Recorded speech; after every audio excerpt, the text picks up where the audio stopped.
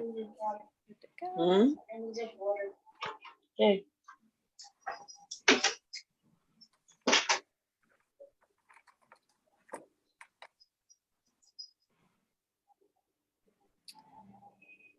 Live. Let's see where we're at. Yes. Okay, we are live now. All right. I really am getting the hang of this now.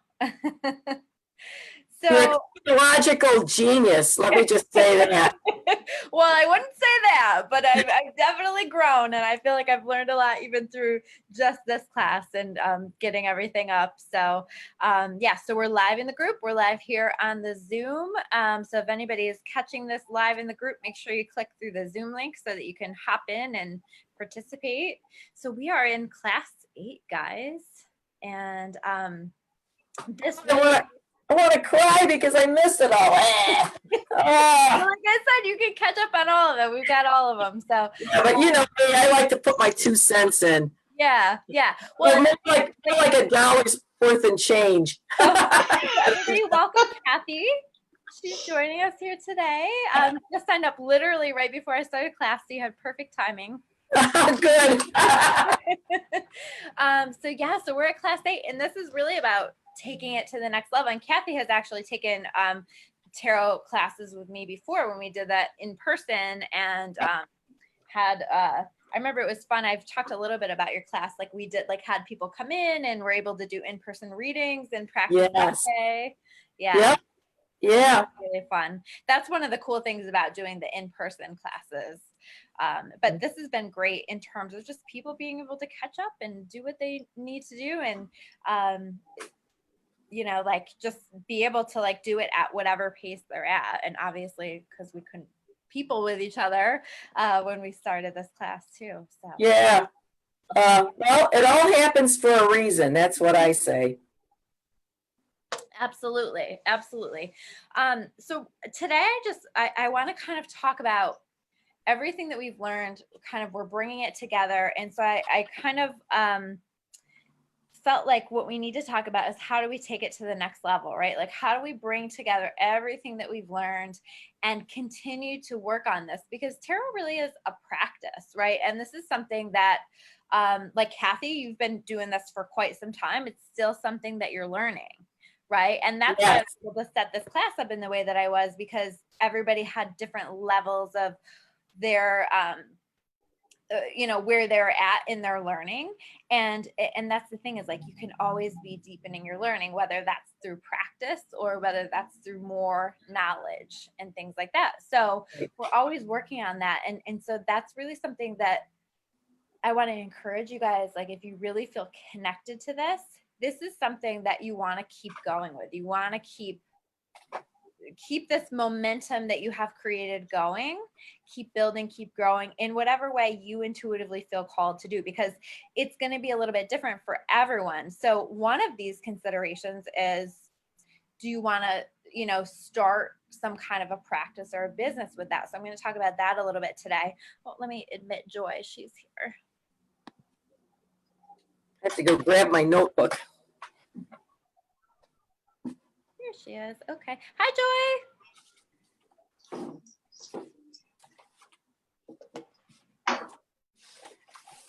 All right.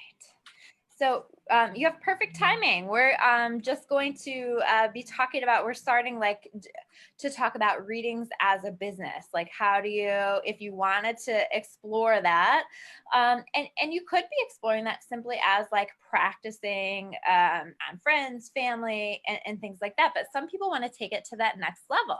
If it's something that you're really feeling like you've developed some confidence in, and it's something that you feel like you feel called to share with other people, it's a beautiful way to also create an income for yourself. So it's something to think about if it's something that you feel called to do. And not everybody's going to feel called to do it, but it's something to think about. So we're going to talk about that. And you might find yourself just practicing and practicing and practicing. And at a certain level, you feel like you're transitioning more into the area of, wow, I really do feel ready to make this more of a business. Because at a certain point, you know, if you're putting a lot of time into something, if you're putting a lot of energy into something, at a certain point, you really want to make sure that you are beginning to charge for that if that feels right for you, so that you're not putting lots of time and energy into something that you aren't necessarily receiving back, because that can kind of create karmic debt with people. Like if you're doing lots of readings, you're putting lots of energy into that, and there's not any type of an exchange there. And I'm not saying that you always have to charge. I think for a period of time, it's important that we are practicing and feeling some level of confidence. And you'll notice that's the second time that I've said some level of confidence in it, because I think for most people, we're not going to feel like, oh my gosh, like I feel so confident in this. I feel so good about this. I have no doubts about myself or my ability to do this. Like, I just don't really see that a lot with people, right? Like it's human nature to feel like some limitations around that or something like that. It's really about getting to the level where you feel comfortable enough to do that, but also like pushing yourself a little bit with that and taking that step, taking that leap of faith once you have felt like you have established and developed enough practice to do that. So this is an option available for you. So one of the things that you want to do if you decide, I really would like to begin to make some money with this as a business, is to learn about the legalities. And I don't really know. I know some of you guys are in different states, so I don't know what the legalities are in different states. So you're going to want to make sure that you look that up. But there are certain legalities around psychic readings. And here in New York State, the law says that is illegal to give psychic readings and to charge for those, with the exception of if you explain that to be that explain that it's for entertainment purposes only, right? So that's something that whenever I do an email reading, whenever I do a reading and I have it up on my website, that's something that I think is really important that's covered. Is this is considered to be for entertainment purposes only. Now, do I see it as that? Absolutely not. I take it very seriously. I think that it is. I've talked a ton with you guys about what a responsibility is and how we really need to handle things honorably and deliver messages honorably. So I don't see it as entertainment purposes at all. I think that it's actually really important, and we're doing really important, helpful work for people. But in order to make sure that we meet the legalities of that and not get arrested, I don't think they go around arresting people very often for that, but I like to play it safe with that. So that's something that's always included. Usually how I handle that, especially in the email readings, is I'll just say something at the end about, in accordance with New York State law, I am required to say that this is for entertainment purposes only. And there you go. There you have it. That makes it legal. That makes it good. So learn about that, because you want to make sure that obviously what you're doing is legal and allowed. I don't believe that is considered to be illegal in any way if you're just doing that for practice, because it's obviously not a business. But again, you really want to make sure that you're not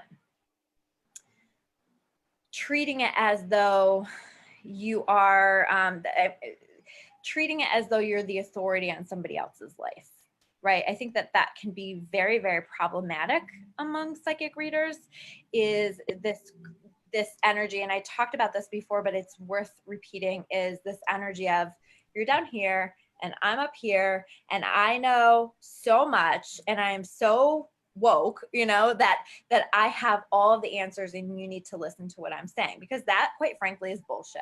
I don't care how psychic somebody is. If they're in that place, that is not, that energy is not coming from the light. That is not a positive thing, because at the end of the day, you are the authority on you. And so your client is going to be the authority on them. And so, yes, your job is to help support. Your job is to help to guide, but not to tell. It's not to be an authority in someone else's life. So you really want to be mindful of that, especially if you are doing this as a business, because people will look up to you and people will think that you are something that is above them in some way. And it's really important to make sure that you bring that back down to earth and let them see you as human, because we are human, right? And sometimes your ego does get in the way of readings, or sometimes, quite frankly, we're just wrong, or the path changes because of what somebody hears in a session or whatever. So we want to make sure that we're guiding and not telling. So I think that that's really, really key and an important piece of that responsibility. And also coming from a place of light, you know, we've talked a ton about intention.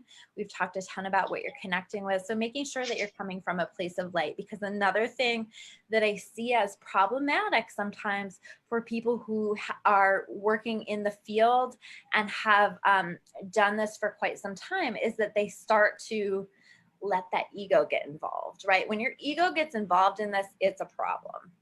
So that ego will start to get involved, and it might start to look like, again, I'm on some kind of an elevated level, and that becomes problematic. And then you start connecting with all kinds of energies that are not of the light. I've seen some people just incredibly traumatized who are coming in from some messages that they were told that very clearly weren't from the light, that were very scary for them to hear, that were very traumatic. And so we have to consider, like, what are the messages that I'm delivering, being really mindful about our intentions, about the energy that we're connecting with, and really being mindful about keeping our ego in check. You know, because you can, like, you're right a lot of times, you know, and people are like, oh my gosh, you're amazing and you've been helpful and stuff. What does that do? That strokes your ego, right? And there's a lot of opportunity, if you don't keep yourself humble, if you aren't aware of that, to kind of cross into a whole different energy with it. So just being mindful about that as well. But also, it's really important to know your worth, right? So like I said, sometimes people don't quite feel like they have the confidence to get started. But when somebody is asking me about getting started with their tarot business and they're asking me about pricing, most of the time they're really, really underselling themselves, you know, and undercutting themselves in terms of what they intend to charge. And that comes from, I don't have a lot of confidence in myself or my ability. And it's okay when you're first getting started to charge less, you know, but at the same time, know your worth and know your value, and know that that's still your time. That's still your energy. I always have seen it as like, this is my time and my energy away from my kids, who are like top priority, right? So if I'm going to have time and energy away from my kids, that's going to be something that overall I want to make sure that I'm paid for.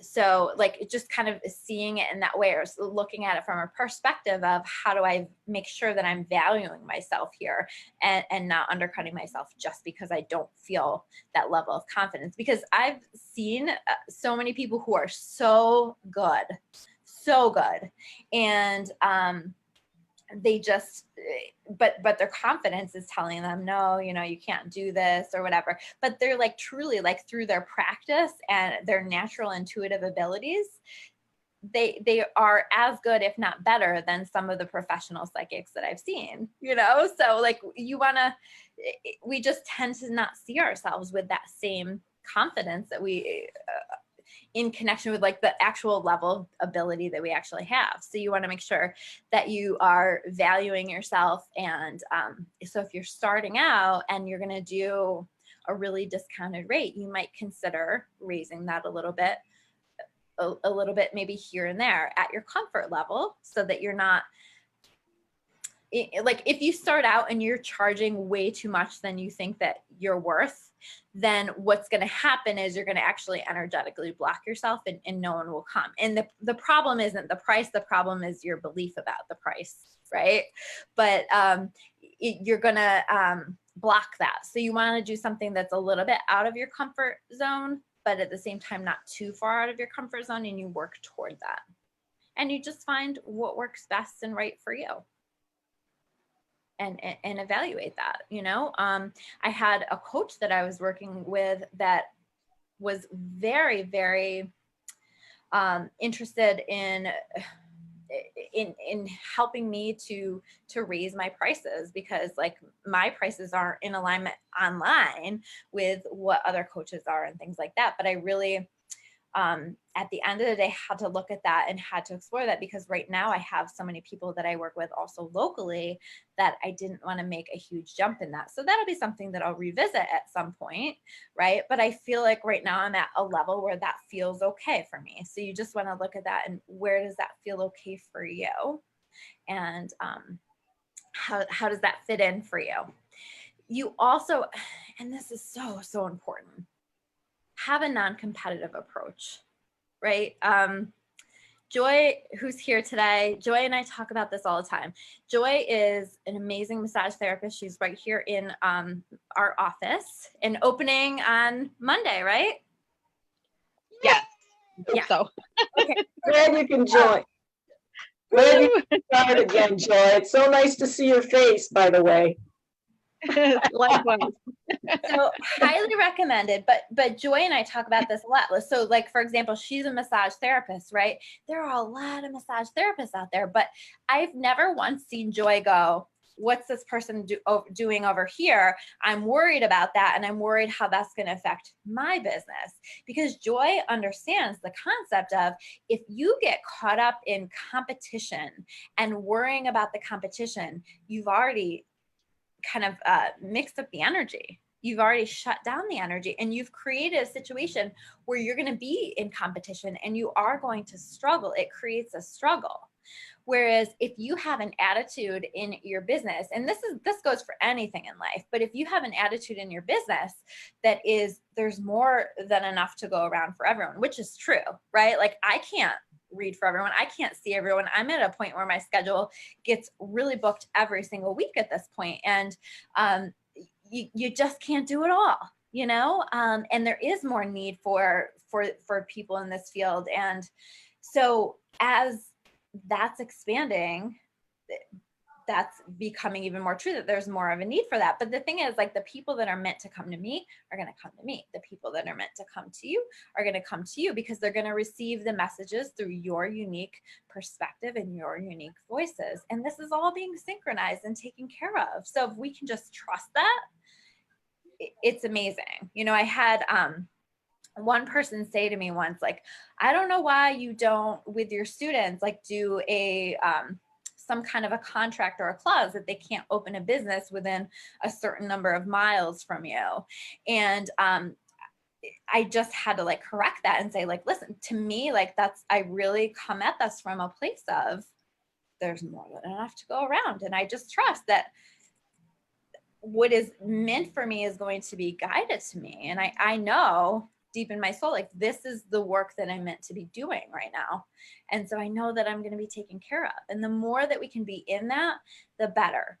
So again, that's a really, really key energy for you to approach, even from the very beginning. If you decide to do this as a business, really, really key. And so you'll see me supporting other people. You know, I do videos with Chris Stilson. I just sent people to Davy Fielding. You know, I love both of them, and the three of us especially work so well together, because like we all recognize that we have different gifts, and we refer and we send and all of this stuff. So that's how it works. And you'll hear me supporting other students that I've had who are doing that stuff and everything.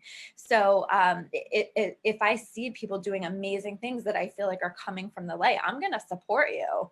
And I think that that's really, really key. So those are just some things to think about in terms of business related stuff if you decide to do that. If you guys have more questions about that, feel free to post them in the group or send them my way so that we can explore that. I want to make sure that I cover everything with that in case you're interested in that. So I wanted to talk about a few other spreads that I really like, that I really think are cool. And actually, I want to get a piece of paper for this. So hold on, get that.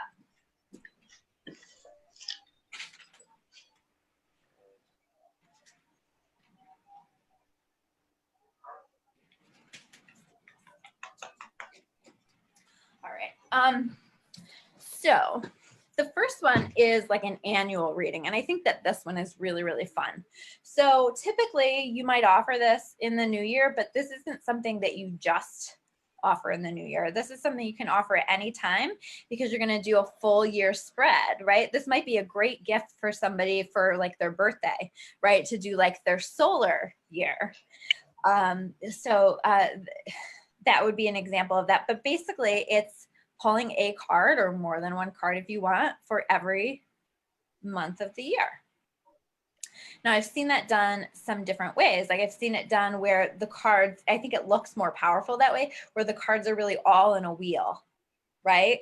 I personally find it just way easier to keep track of the cards and to, you know, throw down different extra cards and things like that with it, just by doing like 2 rows of 6 with a little bit of space so that I can throw down additional cards to help me identify things and have more information about that. So you can do that whatever way you want. I just find it easier to kind of keep track of it as I'm going through a reading if I'm doing it in that way, because it's all in an order.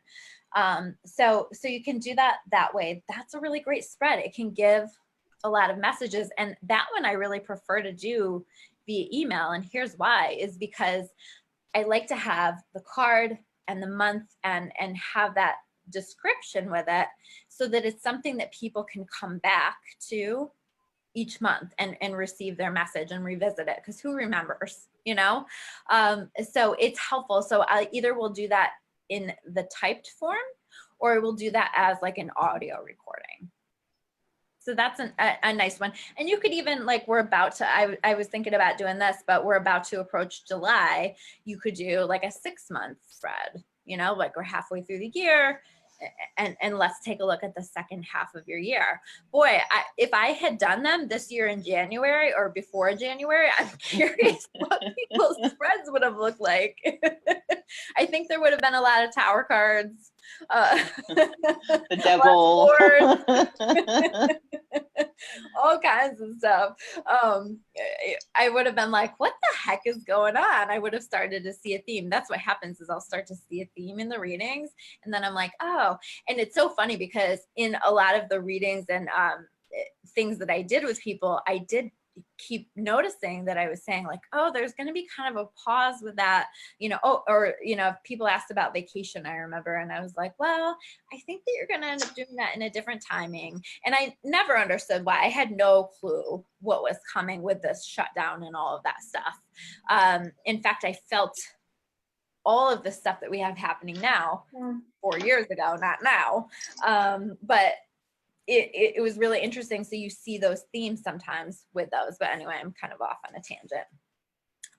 You can do a reading for a specific period of time. So it doesn't have to be annual. It can be, you know, maybe this person wants to know, what do I have going on for this month? You know, what do I need to know for this month? I do monthly tarot scopes on my YouTube channel where I talk about this is what you can expect through this month. So that's a great one. This month, this next 6 months, whatever it is. So just thinking about what do people want to know, or you can read for just one specific area of that person's life. That's one of the things that I do with the email readings, is like one question or one area. So like what one area do you want to know more about? Like, do you want to know about career? Do you want to know about relationships? Or do you have a specific question that you want to have answered through the tarot cards? So that can be another one, like a very specific one. And then sometimes I like to do a grid. So I'm going to just draw it to show you guys. My tarot cards don't look like tarot cards.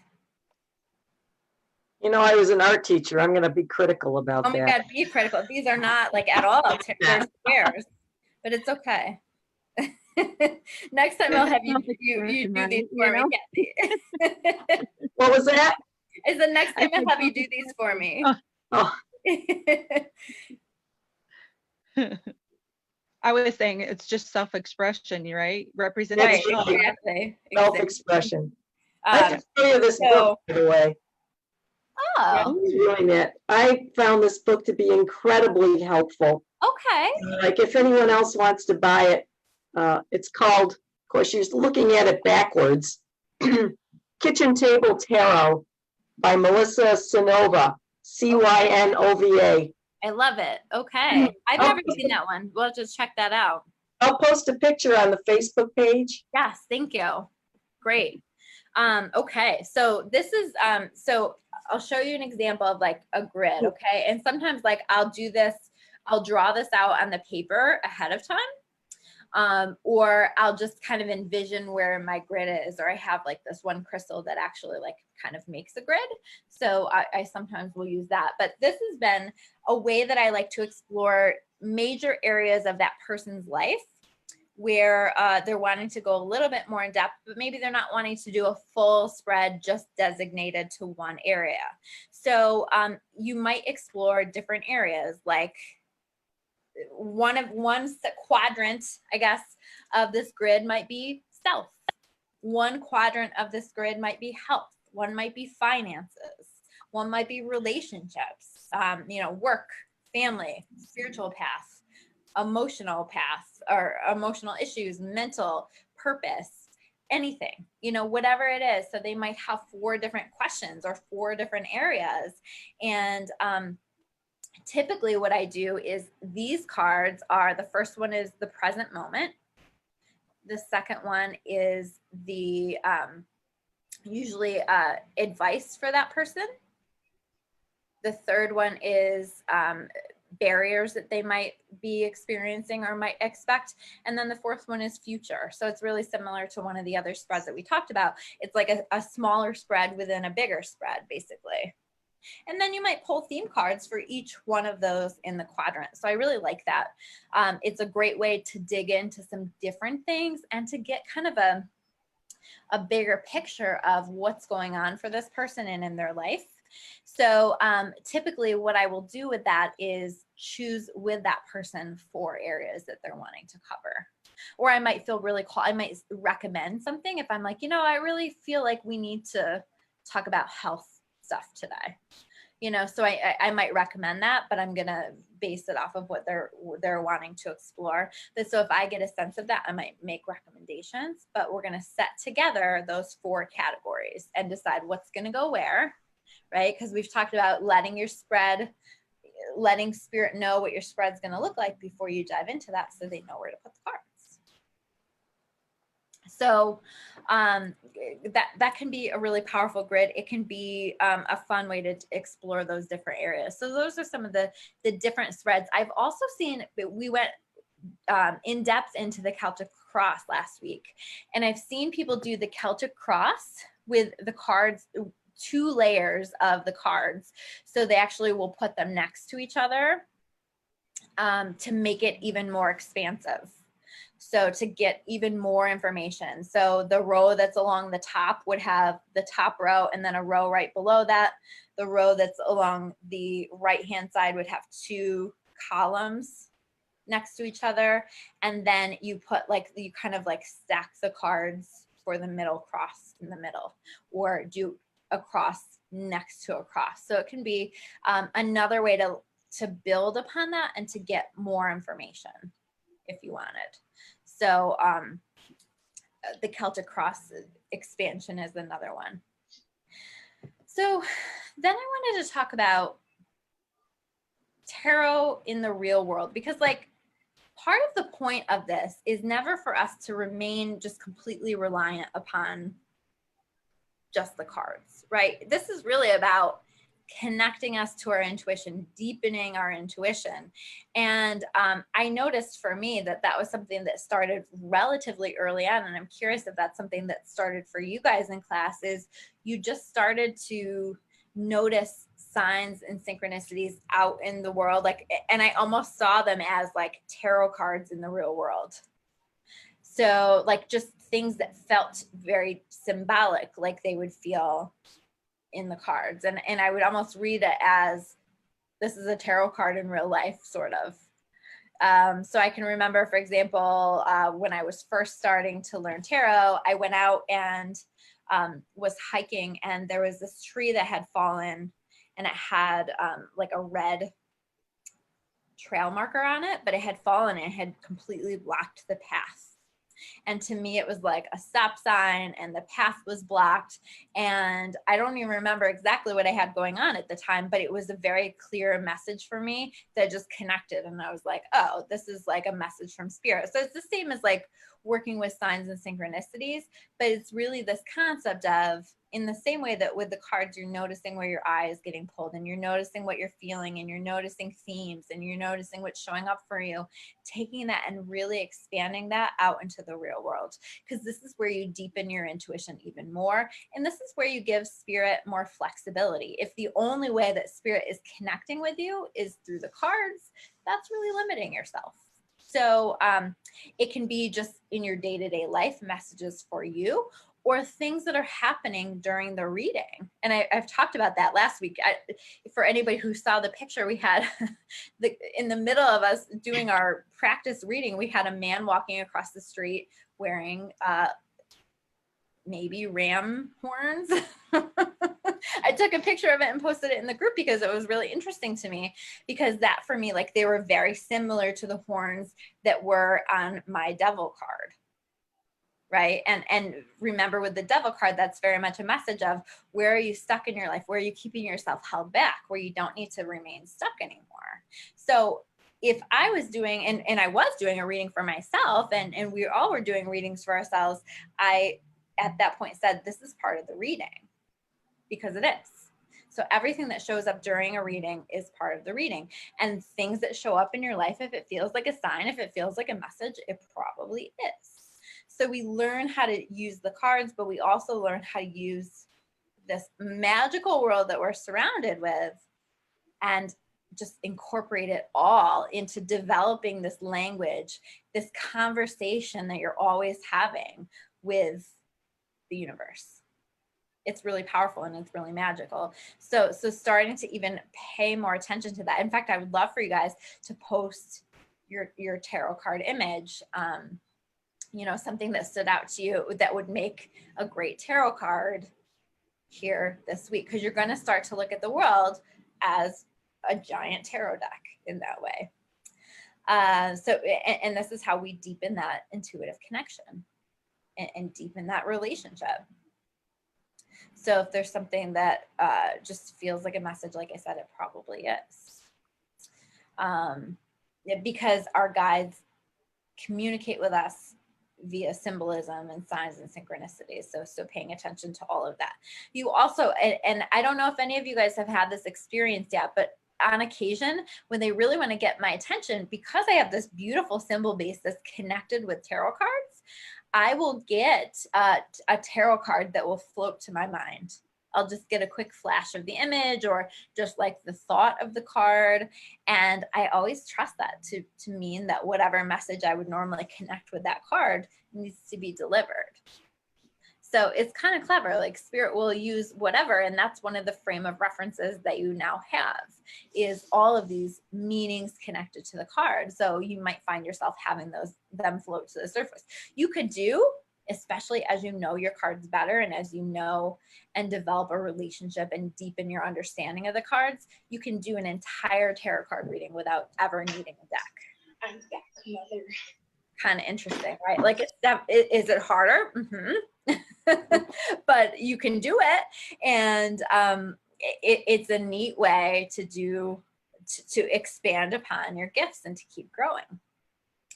And then you want to really think about too, going beyond the cards, right? So thinking about not just relying on the cards that are sitting in front of you. It's really interesting because for those of you that have seen my videos, I do the monthly tarot scopes and I do the weekly tarot reading. And I sometimes get really clear messages from the angels, and relatively recently I got a message from the angels like, you're not going to be using the tarot cards with your messages much longer. And it was a little like, oh shit, because I like them. I like to use them for like the visual of that. I think that can be really powerful for people to see. But what I was shown is that it's actually in some ways taking away from the message, because I'm not just allowing myself to channel it. I'm not just allowing it to flow. Like, I'm at the level where through this, where I don't need that anymore. And so they're really saying it's time to progress. It's time to work toward just simply allowing yourself to channel those messages. And I do, I tap into that, and it's not necessarily something where I rely on the cards, but it's going to be an interesting shift for me. And I'm going to listen, because Spirit always wants to push you out of your comfort zone. They always want you to grow. And so you guys might find yourself getting messages like this. And part of your growth is going to be in doing the exact same thing, is expanding beyond the cards. And I'm not saying you have to decide that you're going to do readings without any cards, right? Doing readings with cards can be really nice, especially for those that are very energy sensitive, because we don't take on the same level of energy when we have the cards outside of ourselves, right? So that can be nice. And that's one of the reasons that I really like them and prefer them. And again, I like them as like a visual for people too. But we also want to, and where we start to transition into that is while you're reading, to just let it flow. So some of the things that you're saying will have absolutely nothing to do with the cards that are sitting in front of you, if you're allowing it to flow. You just might feel called to say something, to incorporate something, or you might be talking about a card and then you just go off on kind of a tangent with messages. And then you realize, oh, that really wasn't something I normally connect with that card, but I just let it flow. I just let it out. So the more that you do that, the more you're deepening your connection with your intuition, because you're no longer relying completely on the images connected with those cards. So it's a way to really expand. It's a way to connect on a deeper level with messages and with spirit. One of the things that I tend to do or like to do is to start with either writing some things down or just talking about what I'm seeing. So one of the ways that I like to get started with a reading is to talk about what I'm seeing in somebody's aura, because number one, that helps to open up the energy, but number two, it gets me into a flow where I'm not waiting on the cards to deliver the messages. I'm already starting to just flow with it, and the cards really just become a bonus with it. And that's going to take some time. That's going to take some practice. That's going to take some intuitive development, but letting it flow, allowing it to flow. And I find a lot of people, when they're starting with the flow, feel really comfortable just kind of taking a few minutes, letting the person that they're reading for know that they're going to take some time to just connect with any messages that may be present for them before we even get started. And they just write down a few things and they share what they've written down.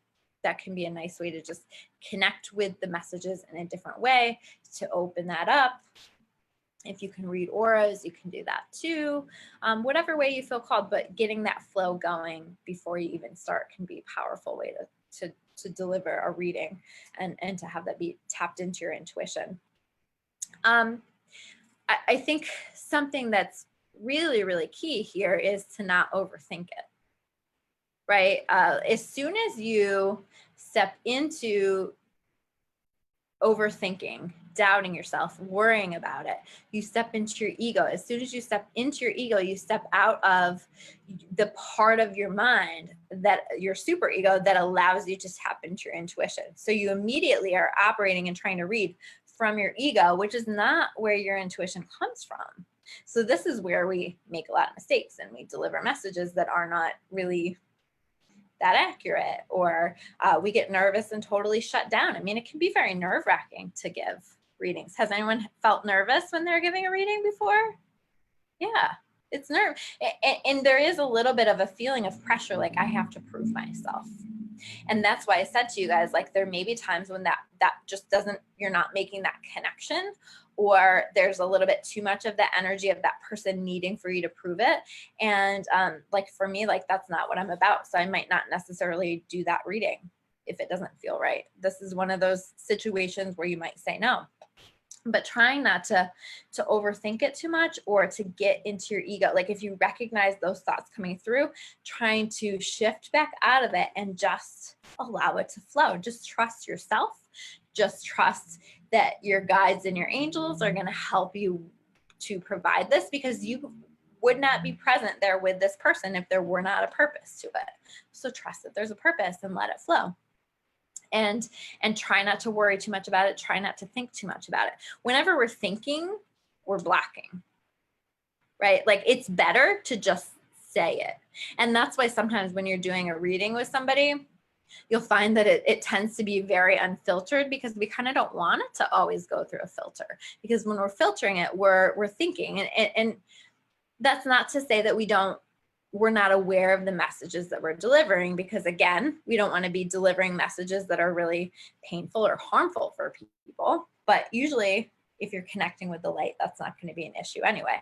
I do find that messages that are channeled can be a little blunt sometimes, more blunt than I would be. And I'm like, oh, but usually when it comes through and it's delivered in that way, that's something that that person needed to hear. And usually they're like, thank you for just saying that. And they hear that and they appreciate that.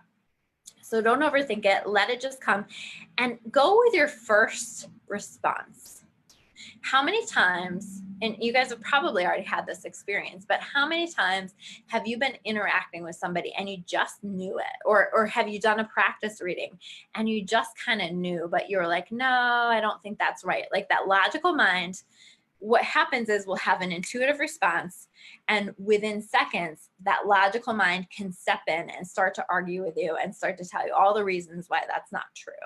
Maybe we're making judgments about the person that's sitting in front of us, like, oh, well, that can't be, that couldn't possibly be an issue that this person has, or whatever, but we're starting to already judge it and change that, and so we don't say it. And then I've had the experience so many times where people have later shared that, and I'm like, oh, I knew that, I knew that, I just didn't say it, and I just didn't trust it. So it's about not overthinking it, not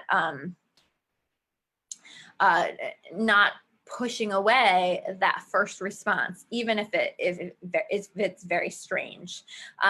One of my favorite stories for that is not my own story, but so a lot of you guys know that Sylvia Browne was like, she was the person who covered this stuff the most.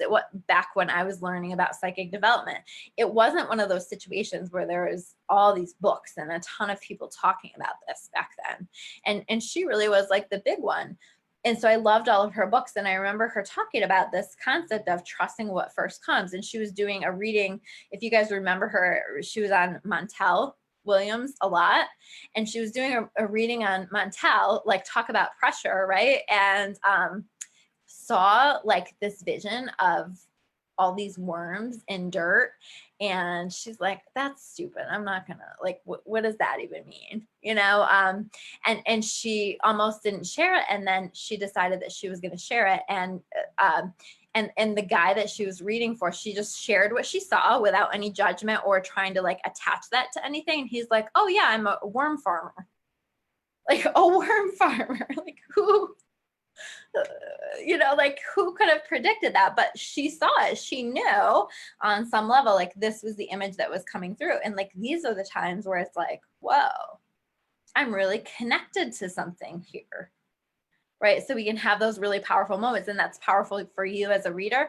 That's powerful for the person that you're reading for, because then all of a sudden they're like, whoa, there's really something to this, and that can be an important piece of their own spiritual development or connecting with faith. When you start to like believe that there are forces beyond you that are helping and assisting, that's incredibly powerful. And to me, it's like one of my favorite things to see with people. One of the most magical moments is when that really clicks and they have that moment where they're like, wow, holy shit, there really is like a God or something up there that's helping me and supporting me and has my back. And that's like a really huge shift in perspective when we can step into that, and when we can really on some level connect with that belief, and that can be part of it when you have those little details that come through. So listen to it, go with your first response. That's really key. So in terms of continuing your work beyond class, the biggest thing is going to be to practice. I can remember, Kathy, when we did your class, you had talked about like arranging an event for us to like come to your place up by the lake and do readings like that. These are great kind of things to plan and to set up. Like, how do I want to move forward? What do I want to plan? What do I want to do? That will help to keep me motivated and focused on this. Because if you guys are like me, like stuff gets lost in the shuffle, right? We have the best intentions in the world, but it gets lost in the shuffle. So when we can get things like that scheduled or planned into our schedule, or you guys have been already working on pulling cards for yourself. So what I would say is, just because class is ending doesn't mean that your daily card pulls should be ending.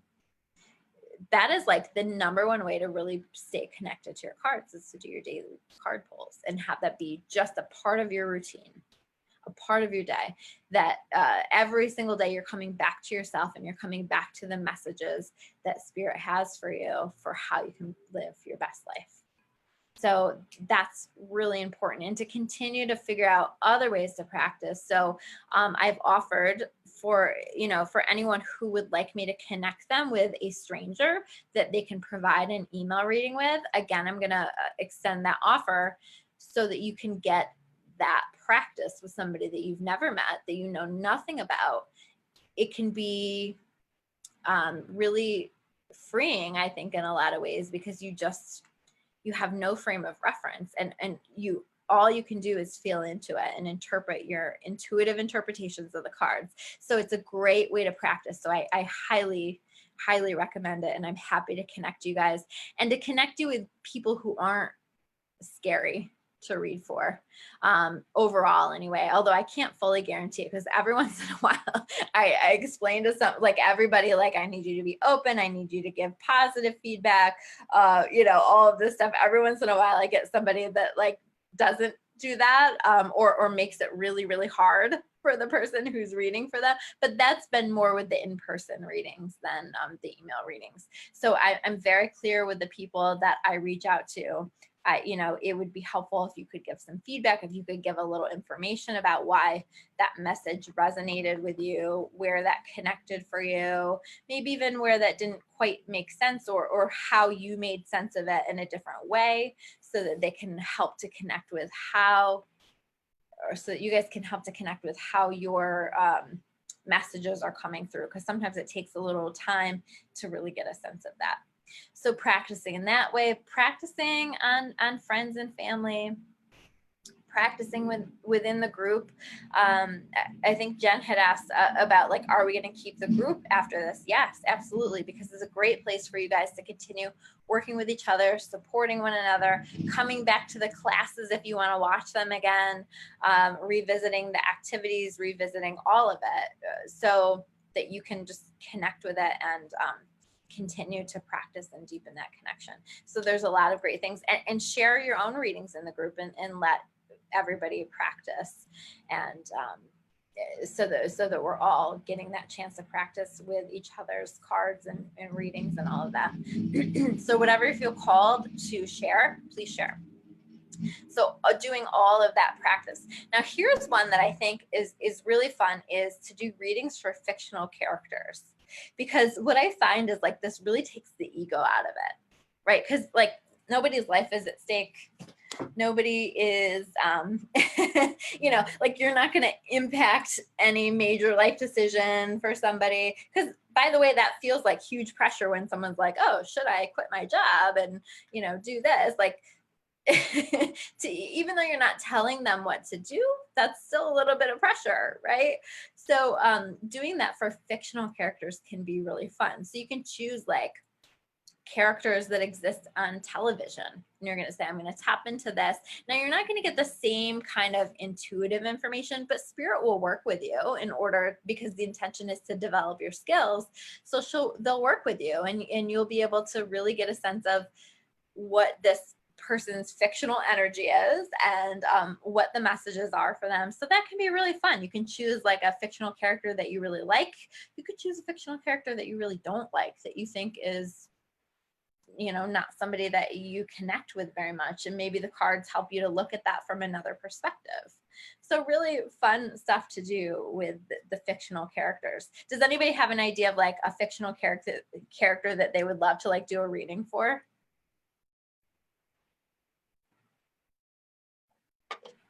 Jack and the Beanstalk. Hey, that's fun. I like that. Yeah. Jack, yeah. And I bet like that's gonna, yeah, that would be a really interesting one. Yeah, that's really fun. So like thinking about that, like who would you like to cover? You know, how to make it a little bit more fun, because we want to make sure we're having fun with this too. We don't. It doesn't have to be so serious all the time. And the more fun you're having with it, usually the less you're in your ego and the less you're worried about it. So you're not going to like keep yourself stuck or hold yourself back in that way. It's helpful to have a tarot buddy. So, you know, we've been in this class together. So for anybody who would like for me to connect them with a tarot buddy, I'm happy to do that. So just message me, or you guys can certainly like just put that out there in the group too, like who wants to be my tarot buddy.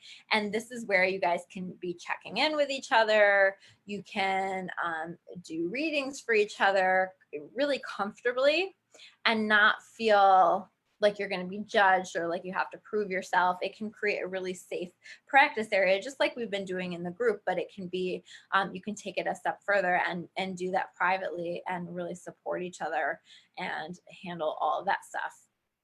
I also think, like I said, we want to make sure that it's highly recommended that you continue with the daily card pulls. Now, you might do one card a day.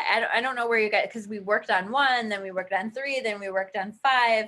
And like, quite frankly, not everybody has time or energy or wants to pull 5 cards for themselves a day, but you have the ability to do it if you want to. And you might choose based on your day. What do I feel called to do today? What do I have time to do today? And do your card pulls based on that. Or you might be somebody who's really, routine and you prefer to do the same number of cards every day and doing that. Here's something that I think really though supports that more is journaling with that. So we've talked about like creating your book of, you know, the things that you connect with the cards, but journaling what results you go, like what cards you pulled for the daily card pull. And maybe like even making notes through the day, like how did I see this card manifest in my day? How did I interpret this card? Especially for those cards that we pull and we're like, this makes no sense to me. But let's say that you pull that card 3 times and you recognize that every time that you've pulled that card, something happened. You know, every time you pulled this particular card, it was a rough day at work with your boss. You know, maybe your boss was in a bad mood. So that might be like your boss is in a bad mood card for you. Right. But it takes a little time to recognize that. And so when you're journaling it and you're keeping track of it, you can really see. I wish that Stephanie was here. I think she shared in one of the classes, like how she's got it like charted. And I think it's really cool because she has it documented. She has it tracked in like what cards are showing up for her over and over and over again, and what cards haven't showed up for her at all. It's kind of neat. Stephanie, if you feel, if you listen to this and you feel comfortable, I would love to have you share like a picture of the image in the group, because I think that it's a really neat way to journal it. But you guys can also, I've seen all kinds of templates that they have online where you journal the cards.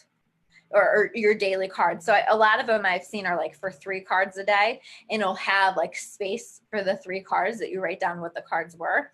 And then there's lines for you to write out what, you know, what the cards meant to you, what happened that day, that kind of stuff. So there's all kinds of free resources on stuff like that. You would just look up like tarot card daily pull template or tarot card template, stuff like that, to just give you like a structure for that. And then you can kind of keep track of that. It's really neat to look back and recognize like, wow, when I was going through this period in my life where it felt like everything was falling apart before I shifted into that new phase, I was pulling the tarot card or the Tower card an awful lot.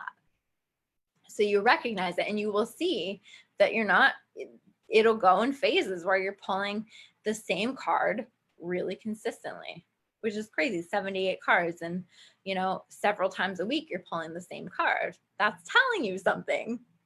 And you'll see it'll cycle out as life changes, as circumstances change, as you get the messages, it'll cycle out and you won't get that card. Oftentimes, if it's showing up over and over and over again, it's something that needs to be looked at, something that needs to be resolved, or it's just a theme that's happening for you right now. And usually when you learn the lesson, or you know, the situation gets resolved in whatever way it needs to get resolved, that card will clear and you won't see it again until either that issue comes up again or it comes up in a different way. So it's kind of neat that way. Oftentimes I find that when you're getting ready to release that, you'll see the Wheel of Fortune card. And then after that Wheel of Fortune, because that's saying you're moving forward past this, you're breaking this habit, you're moving forward into a new phase. And so you'll get that. And then after that, you won't see that card showing up repeating. So that's pretty neat too. I do have, for people who are looking to kind of do that one-on-one, I do the private coaching with people as well. So it's more about usually us practicing together and me talking about and just kind of helping to show you while you're in the mix of that, doing some practice readings, me showing you some of that stuff to help just to deepen your skills. So that's an option too. And that's just a standard like session fee. So the 85 fee. So that's an option for you guys, for anybody who's like really needing to just sit down one-on-one and do that work. And then continue to post in the group. You know, I've always said, and I will always say, that once my student, always my student, and you're always welcome to ask questions and to continue to use this group and questions within the group to grow, because you're going to reach different phases of things where you're going to come into like a new level of it. You know, maybe like you step into something and then all of a sudden you have a theme showing up for you over and over, like a problem that just keeps showing up for you in your readings. And so post away, ask about it. I'm happy to respond to that. I do encourage you to post it in the group and tag me in that, just because sometimes I get so many notifications on Facebook that I like miss stuff, but tag me in it so that I can answer that, because oftentimes other people have that question or that experience too. So doing that, you are welcome, if it's a private question, to message me too. So know that you can do that, but I like it in the group as often as possible so that other people can learn from it too. And then just really thinking about moving forward, who you are and who you were created to be, in especially in terms of like, how are your unique gifts going to be used within tarot readings? And you know what, like the answer to that might be, oh, like this is just for myself, this is just for me to understand my own messages, and that's totally fine. Like for some people, that's totally the purpose, right? And then some of you are going to say, no, this is something that I want to incorporate in some way, whether I'm just doing sessions here and there for family and friends, or I'm creating a business with it. So asking yourself, like, where do you feel called to do that? And what are your own unique gifts with that? So for me, most of you guys know, I think I talked about it in here too, that my background is as a licensed mental health counselor. So I just don't get a lot of like fluff, and the angels won't allow me to get a lot of fluff in my readings, right? Where it's like stuff that isn't really that important. I get stuff that is like, because I am created, I am built to help to connect people with a better version of themselves. So those are the kind of messages that I get, right? They're about helping, they're about healing, they're about developing, they're about growing, you know? So I'm going to get maybe different messages from somebody who has more of a different purpose in their life. I get kind of information that is meant to be delivered by a healer, you know, because I always see myself as more of a healer than a psychic, to be honest. So like those are the kind of messages that I get. And so you want to think about that, like, what are my gifts and how do I feel called to help people, or how do I help people? Because that is going to add a flavor to your tarot readings. It just is. So what is the flavor that you're adding to that? And it could be extra stuff that you're adding in too. Like we've talked about adding in crystals or adding in other things, you know, even like how do I incorporate cards into like what I'm already doing, right? So like, well, an example would be like Joy is doing massage, you know, pulling cards like at the end of the massage to like give that person an additional message. If that was something that like that person was open to, or that was maybe it's like something that you would have planned. Like I know, Joy, you kind of already have this in some ways, like people will sign up for a massage with extra additional intuitive messages. You know what I mean? So you could have it as like an add-on service. So how do I want to add this in to what I'm already doing is another way to do it. But thinking about how you help, how you serve, how you feel called to serve, and where do these cards fit in, or where do these readings fit in? And that's going to be really different for everybody, you know, and what you feel called to do. So there's that piece of it. And then thinking about like, okay, so how I feel called to serve is here. And then what, because of that, what is my ideal clientele? You know, what is my ideal person that like would get the most out of the kind of readings that I do, or the kind of work that I do? Because this doesn't have to be about readings, right? So like for me, readings are not my top service, because I don't want it to be my top service. I want it to be mixed in with the work that I do. But again, I see myself as more of a healer. So soul therapy, which is intuitively led life coaching, is my primary service, because that's like my ideal work. That is where the best of me is pulled through, is to be working with people on how do we help to get you on your best life path, and how do we help to get you from where you are to where you want to be, and how do we incorporate this intuitive stuff and healing methods, and sometimes tarot cards, or sometimes just other intuitive messages to help get you where you want to go. So that like always is my priority, and that's what I put my energy into, because that and teaching, because those are the things that I find to be the most fulfilling and the best use of me and who I am. Now, there are other people who like the best use of them is to do readings all day. You know, my friend, psychic Chris Stilson, he does readings all day, and that's like really what he's built for. And he's fantastic with it and does really great with that. So we're just built differently. And so each and every one of us here is going to be built differently too. So what is the best use of me? So when I think about that, like Kathy, like you said earlier, former art teacher, right? Creative. Where does like this creativity get combined with this? And maybe it doesn't, but maybe it does, you know, where is like the best use of you with this? You know, like an example that comes to mind is like, would you ever have interest in creating your own deck or something like that, you know? So like, it's just different. It's going to be different for everybody. So thinking about best use of you, and then best group of clientele, the ideal group of clientele that would match that, because we want that to match. So when I first started with Clarity, it was very much like, I just want my business to grow. I just, you know, want people through these doors.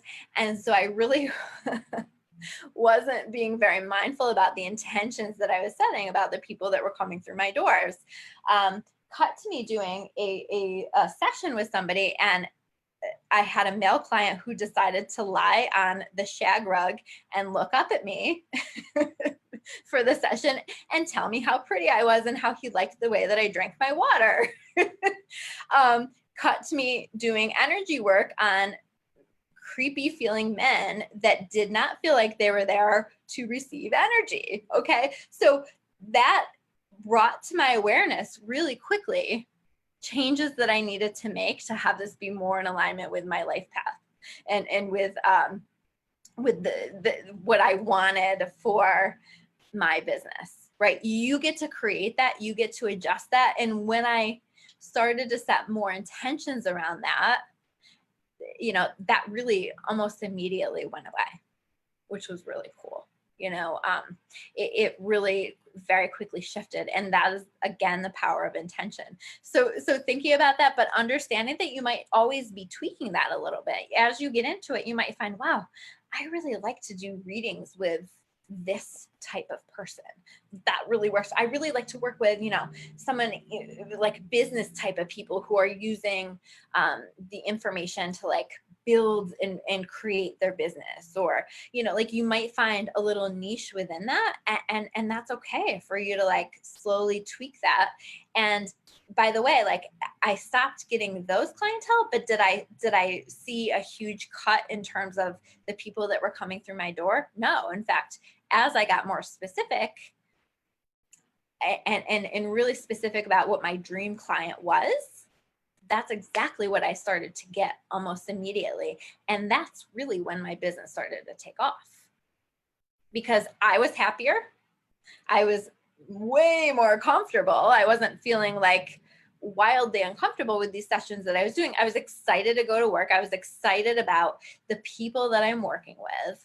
I was excited to do the work that I was doing. And that creates an energy that helps to build it. And I also was trusting that I didn't have to settle in order to run my business. I didn't have to be to deal with like the creepy stuff to run a successful business, because you don't, and you get to have what you want. And this isn't just about a business. This is about anything in your life, guys. So apply this to every area of your life. You do not have to settle.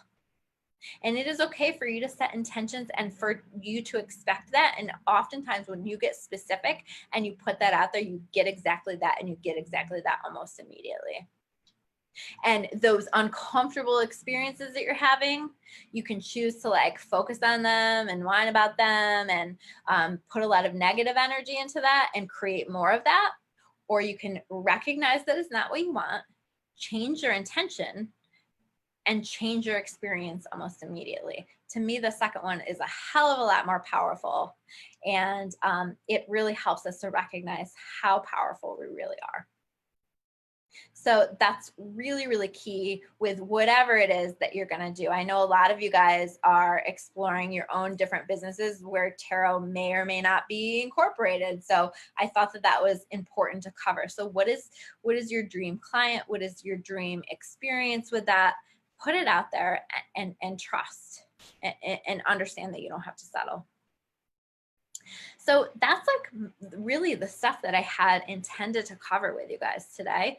But I wanted to leave a little bit of time in case anybody had leftover questions, and I'm happy to answer them in the group as well, because I know most of the class isn't able to be here for the live. So feel free to comment on those. Just tag me in that with questions that you have. But do any of you guys who are here today have questions of like leftover stuff that doesn't feel like was covered, or that you're confused about, or areas that you're finding that you're stuck on? No. Okay. Does anybody have like cards that they're finding themselves stuck with? I have my cards that I just don't connect with so much. So those are great cards for you to spend a little bit of extra time just meditating on, spending more time like learning the traditional meanings, but also meditating on it, like really trying to get a sense of like, okay, what is the energy of this card that I'm getting, and just connecting that so you have a better idea for that. So you can like meditate on those to connect with those. We all are going to have cards that we just look at and we're like, I don't know, this just doesn't connect for me. I don't see the story here. Remember, we've been talking about telling yourself the story of what's going on. I don't see the story here. I don't see where this connects. So you can ask to be shown what the story is for you. What is it that you need to understand about this card? Everybody's decks are so different, or there is a lot of differences within the decks here. So just allowing yourself to explore that a little bit in terms of the deck that you have and how that was created, because the energy is going to be different each deck. I remember Rachel asked me, well, what do I do? Because the meaning that you're going over is really different from the meaning that my card says is the meaning. So you want to just like feel that out, like for that particular deck, for that particular card, what is the feeling here? What is the message? I have different messages, different meanings for every deck that I have. And there are some themes that carry over and there are some themes that don't. I saw a deck that somebody used. It's transparent. So it actually, you can layer cards on top of each other, Interesting. and they're marked in different areas. So I mean, you can only do like 3 or 4 and then it just gets too busy. Yeah. But it's like you do 3 or 4 on top of each other and it tells a story. Really? And I looked at deck up, and it's fairly expensive, Mhm. but it's a really neat idea. And I mean, you get a lot from it. It's a nice visual. Mm-hmm. Yeah. Yeah. And you might find that you like there's cards like that you're just like, wow, like that just really connects for me with how I read. So like that might be worth the investment. You know, some decks are really, really inexpensive. Like I've talked about with Hay House, they have sales all the time and you can get decks for like $5, $5.99, you know, like, or whatever, a lot. And normally they're like $20, $30. And then there's some decks that are significantly more than that because they were created for a smaller group, or they were, you know, they're just fancier in some way. Like there's this deck, I think it's called the Starseed deck. And it's like, last I checked, like almost $80, but it's so pretty. And I still look at it sometimes. I've never bought it because I'm just like, I don't know that, like, considering how many decks I already have, that is like worth the investment, right? But like, I still check this deck pretty regularly because I think it's really beautiful. And so there are some decks that are going to be maybe worth the investment for you that are more expensive. Some of them have really fancy edges. And I was just looking at a deck today that had like the symbols stand out with like gold foil, and it was like a beautiful swirl of pastels in the background and then gold foil that stood out. But and they're really beautiful, but I didn't connect with the cards. It actually felt not as light filled for me. So, you know, just because they're pretty too, you want to feel the energy as well. But yeah, so you might decide to like really invest in something that, especially if you're going to use it a lot, you know, to invest in it too. And you guys will find, if you haven't already, you'll buy more than just your main deck. I have a lot of decks. I think all of you do that are here today. Yeah. Yeah, Jenny was saying something about being a tarot whore. Uh-huh. Yeah. I think that I've turned into one. Uh-huh. Absolutely. You know, I have a shirt on my t-shirt website that says it's not hoarding if it's crystals, and I feel like I should have one that is not hoarding if it's tarot cards. Tarot cards. Yep. Because like it doesn't feel like it's nice to just have the different energies, especially if you have a mix of tarot and oracle, to be able to mix them together and to create a really unique reading for people. And been trying to find like more masculine ones, or masculine feeling ones, because most of mine are fairies, gnomes, and forest creatures, you know, because that's just what I like, and you know what I'm drawn to. But as I say, you know, your fairy deck is your like, or your fairy and angel deck are your couple of your favorites. But I have like a Native American and the regular Rider-Waite, and a chakra one that are, you know, and a couple of animal oracles that are a little more masculine. So, you know, if I ever, well, I have done for a guy, you know, a little more masculine. Well, I just make them deal with my sparkly cards. Get in touch with your feminine side, Buttercup, Sometimes, right? Like, I have a deck called Badass Bitches deck. I know, I've seen that. I looked for that online and I couldn't find it. It's I can send you the link for it. They're kind okay. of cool. Like, I really like the deck. I like the energy of it. I like that it's celebrating women. Some of the cards, like, I don't know who the people are, and so like it just like makes it a disconnect for me. And then there's some people that like are people that I absolutely love, like Dolly Parton is in that and stuff, and I just love her. And so that was why I needed it. They have like Cher from right? Cher. Yeah, Cher's Cher is in it. Yep. And then And Madonna. yep, Madonna. Who else? Ruth Bader Ginsburg. Yes. Yeah. Bader Yeah, she's in Ginsburg. there. Yep, she's in there. And Elle Woods from Legally Blonde is in there. Yep. Elwood. That's one of my favorite movies. So yeah, it's a really neat deck. So, but you'll see that there'll be different things that you'll connect for, and you might feel called. That's a perfect example to use a different deck for someone. You know, whether it's like male or you just feel a different energy for them and you want to use a deck that's energy feels more in alignment for them. It's funny because I actually had somebody ask me because they wanted to get tarot cards for their husband. Like, did I know of any masculine decks? And I'm like, I'm sorry, like that is outside my area of expertise. Like, that's far from usually what I would typically order. So I think that they ended up finding one that was really kind of neat. And there was like men in like leather outfits things. I think With it's buttons. It was very masculine. She said that's for men. I don't know. There is a gay tarot. Yeah. There's a gay tarot. Yeah. I'm sure. Yeah, there's all it's kinds of pretty decks. neat. That's fun. Mhm. That's so fun. So there's all kinds of different decks, you know, and so that's where we can find ones that just really connect for us. Or sometimes like you think that one is really going to connect for you, and then you get it and you're like, oh, I don't end up reading with that as much as I expected. But you know, sometimes I have, or every once in a while you'll get a deck and you'll feel the energy of that, and that will feel, quite frankly, heavy, dense, negative. You know, don't use it. You're not going to like don't force it. You know, some decks are not created in the light. So, or like the energy that was around them, wherever they were, you know, maybe with a clearing, you might see like, how does this feel? But I've had people be like, oh, I've got to like throw that deck away. Like, I can't even give this to someone. You Or know, like that bad. And they brought it and I held it and I was like, yep, I'm sorry. You just wasted your money on this brand new deck. I'm sorry, but you're right. You're right.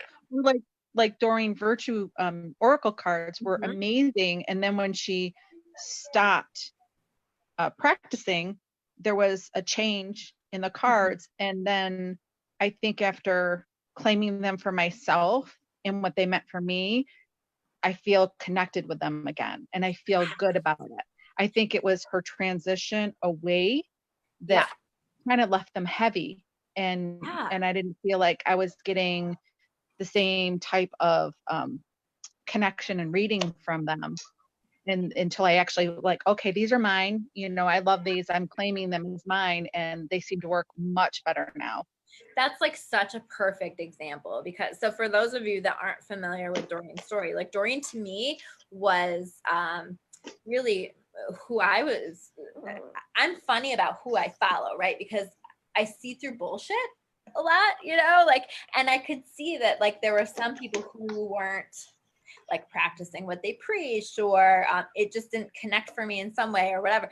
But she was like truly, truly genuine and kind and good and loving, and really connected with the same types of energies that I connected with. So I just really connected a lot with her. And she was making book after book and deck after deck and doing all this stuff. And then she had an experience where she believes that she connected with Christ, and that he basically told her to, it was a journey and it was a process, but basically to renounce all of the new age stuff that she was doing, to renounce all of the cards, to renounce all of that ultimately. And she really has like gone completely away from all of this now, and has left Hay House, where she had worked for years, and left her home, and just like this huge change. But Joy's right. It was kind of interesting to watch that when somebody's life shifts like that, somebody who created the cards, how much like the cards changed. There really was a shift in the energy, and then it did shift back. And I think you're right. Like, it was same thing for me. I started to say, you know what, I really like this deck, and I'm gonna like it's time for me to get back into using it again. And you guys see that's one of the decks that I use all the time. It's one of the ones that I use for my weekly readings most of the time. But I think that was like the shift back into that. Yeah. So yeah, just listening to that, just honoring that. Is there any other like questions or anything like that you guys have learned that we haven't covered that you want to share? Or any other comments before we wrap up? Well, I had one question for Mhm. you. You mentioned about when you're shuffling or before, let spirit know what you're going to do. Mm-hmm. When I started off just doing this on my own, what I did was just sent the intention, okay, let me know what I need to know. Mm-hmm. And there wasn't any rhyme or reason, just kind of like, just show me the cards that I need, Mm-hmm. and I actually, when going through shuffling the deck, sort of sensing when to stop, how to Mhm. cut, if Yep. to cut, and just whether to take from the top or the bottom or mix. Yep. So does that change anything? Can you It just doesn't, sort of because like that's spirit, we're actually flying by the seat of our pants? it's flying by the seat of our pants, also known as flow, right? And so that's what you're doing with that, and flow is perfect. And I think for somebody who's more of a beginner with the cards, a lot of times they feel a little more comfortable having the positions laid out, knowing what's going to be what, knowing the process that they're going to be doing, because they don't necessarily have that trust in themselves just yet of feeling it all out. Now, it's a lot of times, especially if I'm just pulling cards in session, I will do exactly that. I will just flow with it. So that's a great question. Like, when am I done pulling cards? What do the cards, how do I want to lay them out? And like, what does that even mean? And I don't have designated spaces necessarily before I'm laying it out, and I just interpret it all in flow, and I do it all in flow. How I choose the cards, when I stop, whether I pull the bottom card, the top card, all of that stuff. Yep. Okay. Yeah. So flow is always welcome here with that. And you might also go, oh no, like that card doesn't belong here, and you can pull the card out even. Or so we can flow with it. Or, oh, the cards that I pulled don't feel like they are connected to this client. Maybe I should reshuffle. So sometimes you'll get a feeling like that too. So just honor that. Okay. Yeah. All right, guys. Anything else before we wrap up? All right. All right. So I have the handouts in the group. And I think that's it. So thank you guys so much. Keep adding your questions. Keep posting your card pulls.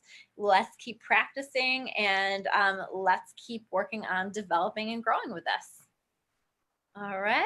All right. Take Thank care, you, Christy. everybody. That was delightful. It's so Yeah. good to see you and Joy and Jennifer. It was very nice meeting you. You too. Probably run into you sometime. Oh, I'm Yeah. sure. It was so nice to see everybody's faces, and so good to have you join us today. Thank All you. right. See you later. Thank you. Bye. Yep, bye-bye. Bye.